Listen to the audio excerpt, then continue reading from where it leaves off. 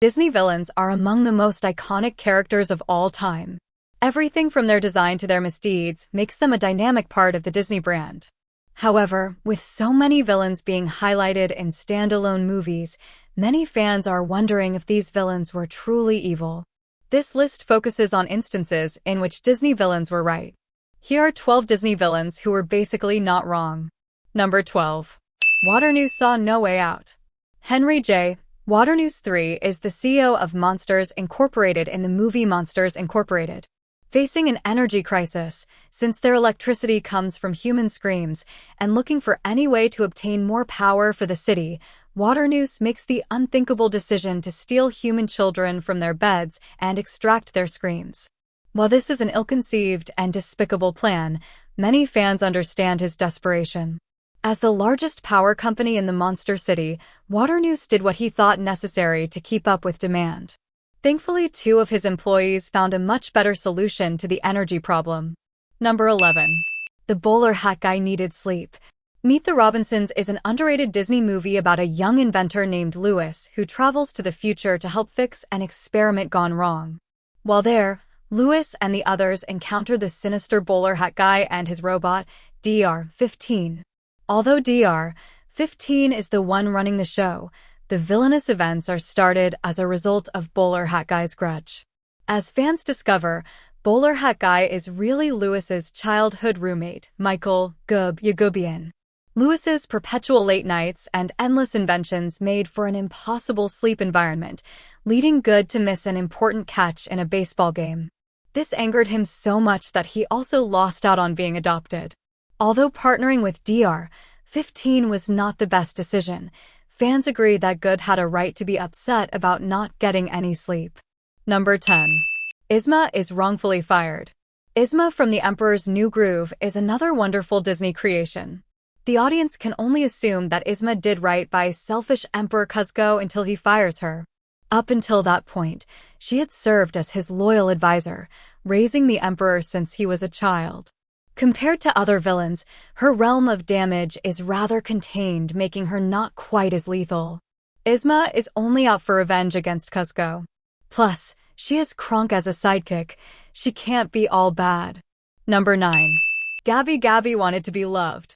Gabby Gabby is a malfunctioning doll living in an antique store in Toy Story 4.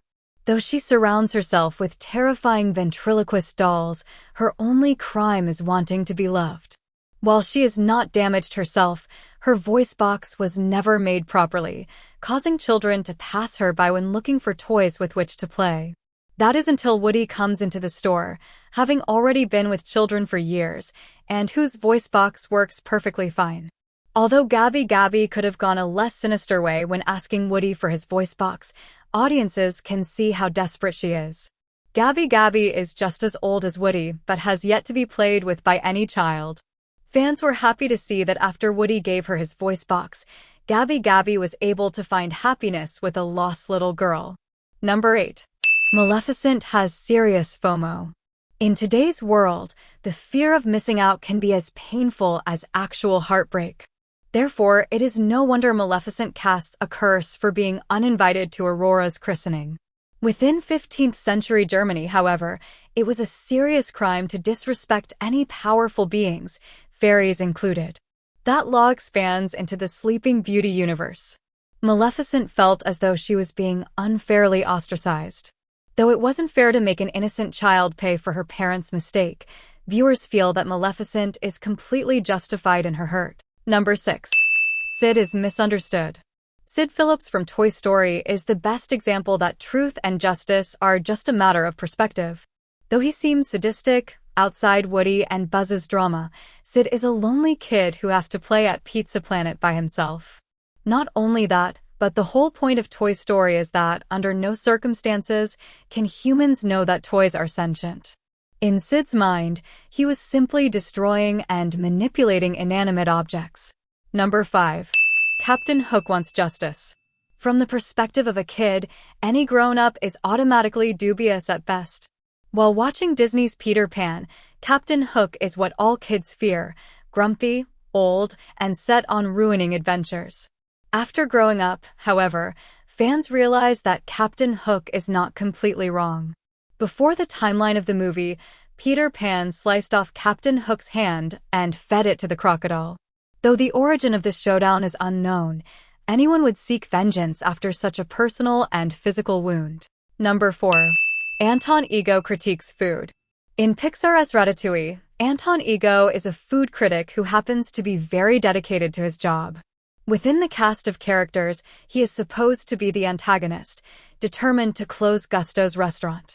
However, from a realist's perspective, Anton Ego is doing his job. Though he seems unnecessarily harsh, food critics have to be exactly that, critical. Anton Ego may be portrayed as a villain, but he was simply a man dedicated. Number 3. Sharpay Evans deserves better. Few Disney villains are as misunderstood as Sharpay Evans from the High School Musical franchise. Yes, Sharpay is theatrical, egotistical, and popular, but she is mainly bitter because Troy and Gabriella uproot everything that she worked for. To watch two of her classmates steal her spotlight on a whim was heartbreaking. While Sharpay does get her own film in Sharpay's Fabulous Adventure, that does not rectify all the damage done in the 3 High School Musical films. All that Sharpay is guilty of is ambition. Number 2. Ursula followed the contract.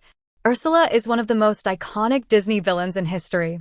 Her flair for the dramatic endears her to fans worldwide. This might be why, in recent years, fans have come to question whether or not Ursula was that bad in The Little Mermaid.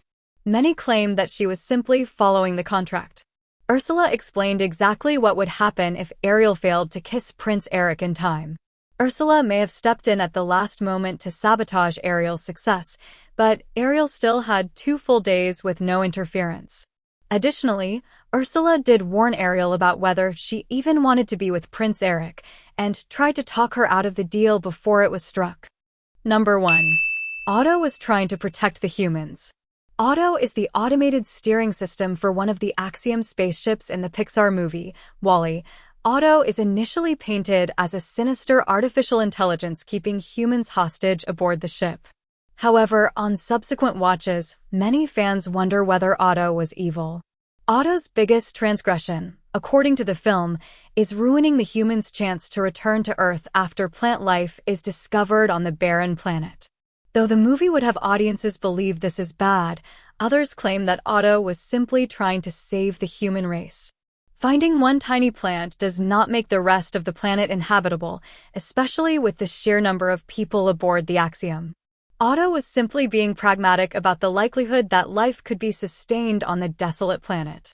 Which Disney villain did you think was in the right? Comment your opinion below and don't forget to like and subscribe for more content like this.